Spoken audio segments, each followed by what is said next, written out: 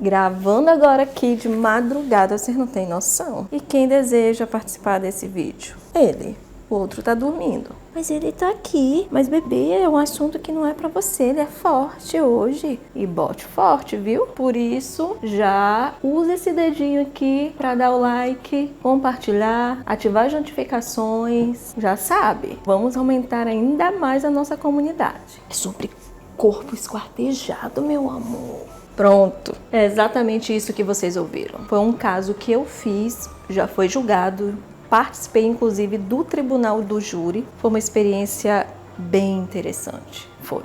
Nunca tinha participado do tribunal do júri, digo que gostei. Esse caso, ele é de uma vítima não identificada, uma mulher, que eu fui chamada para atender por se tratar de um corpo esquartejado e mantido parte dele dentro da geladeira. Quando eu chego no local, a gente já vai, né? Mas eu não esperava o que eu vi. Comecei a tirar foto desde a entrada, tal, para caracterizar o espaço, né? Onde foi encontrado, o prédio, a construção predial. Quando eu entro, eu me deparo com uma geladeira cheia de fotos de mulheres.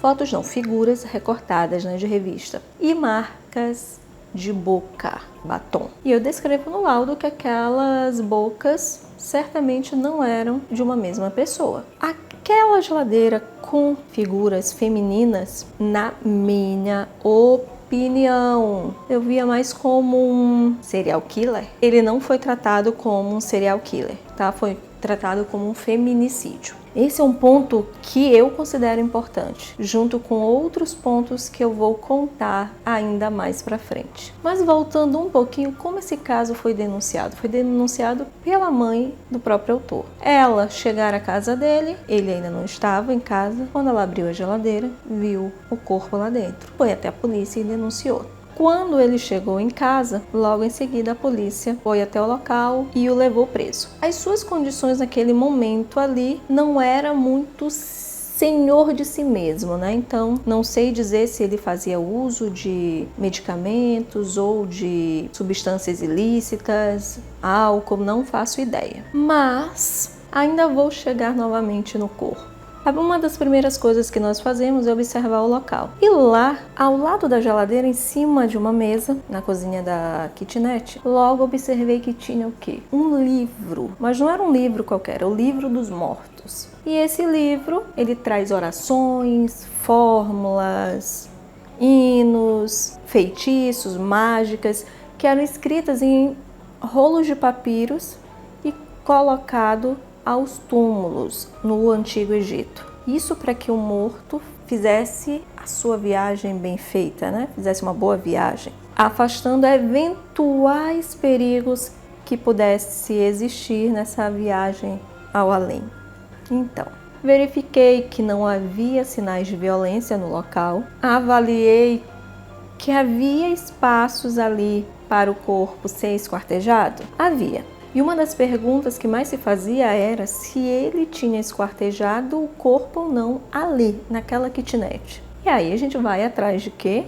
De elementos. Seja da arma do crime, seja de resíduo de sangue, seja de uma peça de roupa, qualquer coisa assim. Nada foi encontrado. Nós não tínhamos nem o luminol e nem a bateria da lanterna de UV. Então, dessa forma, não teve como se concluir se havia ou não resíduos de sangue ali, lavado, né? Mas havia espaço para que possivelmente pudesse ter sido feito ali, mas não era algo que pudesse se concluir. Nesse quesito ficou inconclusivo. Quando se vai para o corpo, nesses casos, então, precisa-se ter um olhar muito acurado. Será que aquela vítima foi a primeira? E eu já me fazia essa pergunta, porque eu olhei para a situação e disse, será um serial killer? Porque o esquartejamento ele é muito visto no Amazonas somente no foco do tráfico de drogas, né? Na execução do tráfico de drogas. Então, pode ser que alguns desses casos não sejam tráficos de drogas. Então, a gente tem que estar atento, né? Então, foi o que eu fiz, eu fiquei atenta. Os cortes muito bem feitos, com uma destreza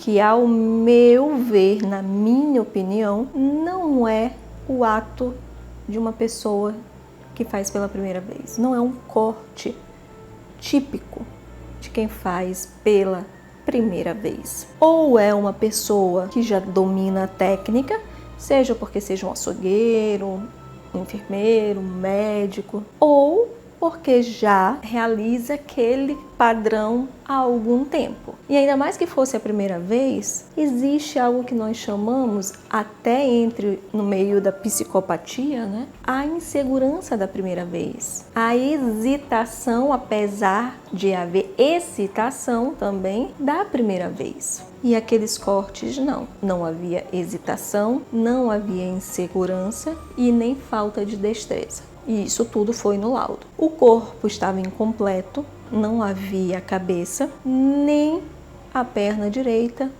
e os braços. Então ele estava incompleto. Havia também um sangue que saía de dentro do órgão sexual feminino. Cabe ao médico legista confirmar ou não se houve estupro ou não.